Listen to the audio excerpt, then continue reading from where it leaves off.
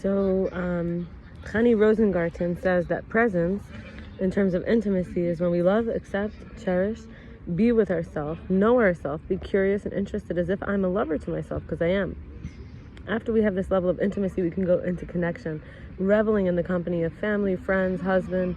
There's comfort and understanding. They desire to know me, being surrounded by love, appreciation, and honor, and being seen and wanted for exactly who I am, connected, alive, and whole. Forgiveness is when we move from the deep hurt that happens into self-compassion, then compassion for others, getting rid of having painful baggage and knowing I'm safe, I'm protected, and I can deal with whatever comes up, feeling free because I'm strong and brave, and I moving on to my greatness. Greatness being able to feel and experience my gorgeousness and awesomeness, and how breathtakingly, intricately, wonderfully made I am, how Hashem rejoices in me, his beloved creation, and how my uniqueness fits into the world, and how who I am is not only good enough, but wow. And then we can find peace. Peace is the magical feeling of just being, just breathing, just living, and it's good. A small, heartfelt promise to myself that I'll finally allow myself to feel good, whatever that means for me. In the book, Healing Your Emotional Self by Beverly Engel, she talks about a need for structure, which we could call the fathering, the healthy limits, really. This includes safety, discipline, moral guidance. Without clear edges and expectations, one can feel confused, lost, and powerless, unsafe, even impulsive, aggressive, or fearful and passive.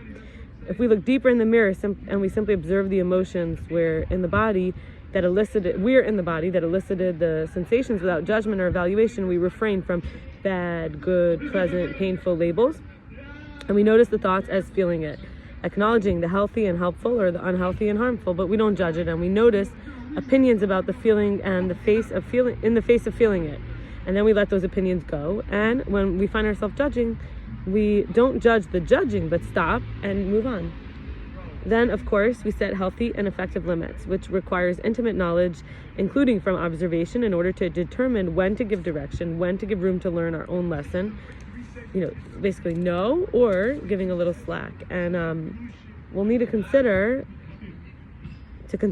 we'll need to consistently pay attention to myself and monitor my emotions and observe my behaviors and know whether to be hard, which is structure, or easy, which is encouragement, and notice the consequences and feelings, and then commit to change, and note my improvements and continue the process of adjustment until the change results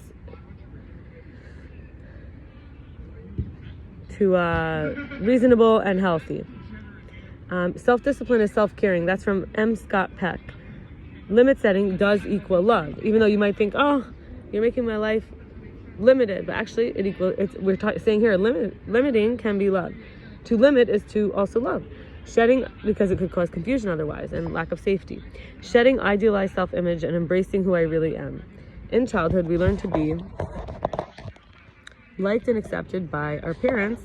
We had to fixate on the ideal, the distortion, the image of how we believe ourselves should be to make everything turn out all right and be loved and accepted and appreciated the way we needed to.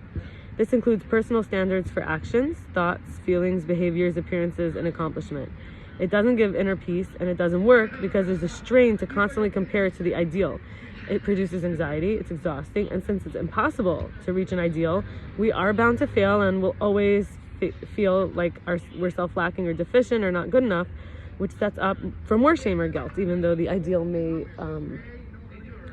be worthy, at some point we need to question just how good it is when we use it as a way to continuously self-reject ourselves. The rounded eye gaze. This is the idea that it looks unconditionally at everything and gives acceptance and healing damage of upbringing versus the scrutinizing gaze or the ignoring gaze that feels like either you're under a microscope or like you're being a child abandoned in a corner. Thus, we internalize the quest for flaws in ourselves, watching in a critical or self-rejecting way, and our parents' scrutiny turned into a paralyzing spontaneity. It turned into something that paralyzes our spontaneity, and instead of feeling free to explore the world and discover things that we love to do, instead we constrict ourselves to get away from parental criticism. Accepting ourselves just the way we are is necessary to counter all these tendencies and correct our distorted self-image. Terri Cole actually talks about codependency being unhealthy helping. She says, when we feel responsible for the choices and the outcomes and emotional states of others, or we feel like we need to be needed by others, or we even draw a sense of our self-worth and identity from the help that we give to others, And that could look like needing to be a part of the solution of someone else's problem, or doing more than we're asked to, or being, very aware, invested in the need and wants and desires of others, especially loved ones, where we might not be aware or dialed into our own needs, and we might be doing things for others that they can and should be doing for themselves. We're going to be, it's called overdoing, overgiving. We end up exhausted, secretly harboring feelings of bitterness and resentment and martyrdom. Healthy loving and giving can be learned, and unhealthy dysfunctional giving can be unlearned. There's new norms of what is appropriate and does not block real intimacy. When it comes to readiness, I want to speak from Laura Connell. She says, if you're ready to stop self-abandoning, you can create the light of your dreams.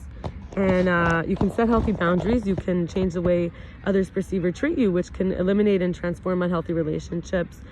You can attract healthier ones, and you can uncover your unique gifts. You can create and increase aligned streams of income.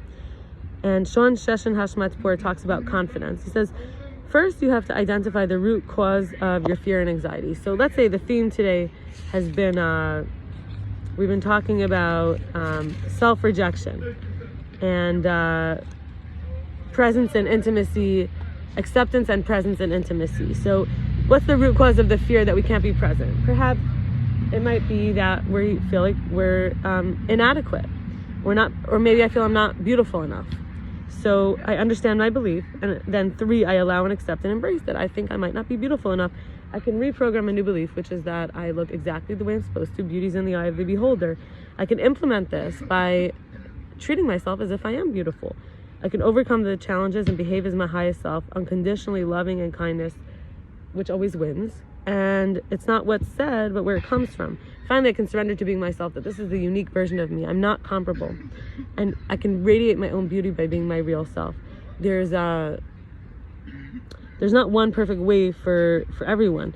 We might need to look at our real values. We might need to balance strength and vulnerability.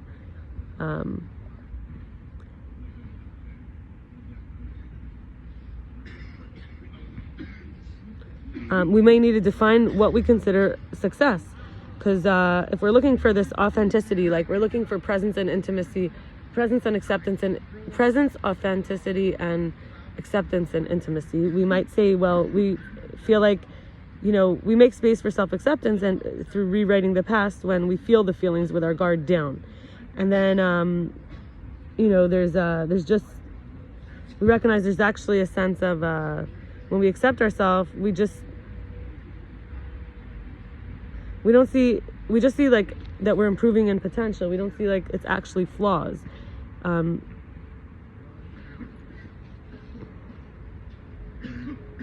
There's no like absolute universal right or wrong.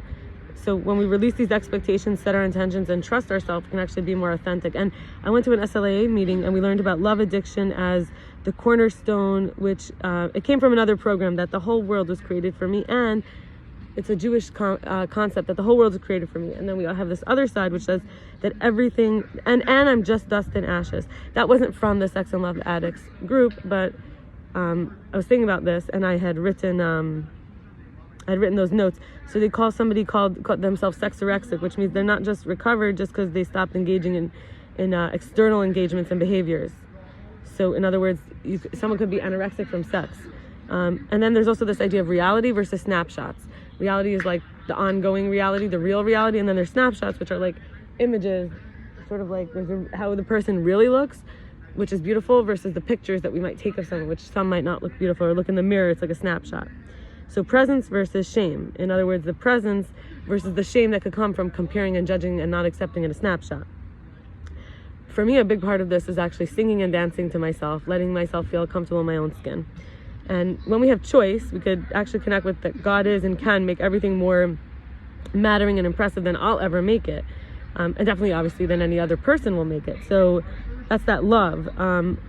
So, that would mean that we don't have to keep making it a specific fixture, a snapshot. And we'll stop here, and I wish you a good night. Bye.